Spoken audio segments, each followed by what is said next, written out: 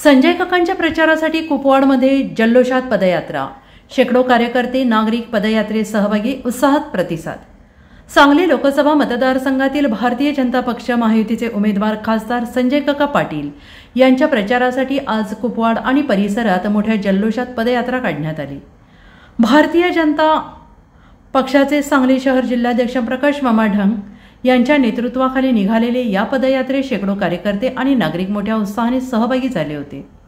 कुपवाडमधील society चौकातून पदयात्रेला सकाळी प्रारंभ झाला। या पदयात्रेत प्रकाश मामा ढंग यांच्या समवेत पहलवान दिलीपराव सूर्यवंशी, मोहन जाधव, रवी सदामते, महेंद्र पाटील, महेश निर्मळे, कृष्णा राठोड, प्रशांत राठोड यांच्यासह मोठ्या प्रमाणावर कार्यकर्ते आणि नागरिक सहभागी झाले होते।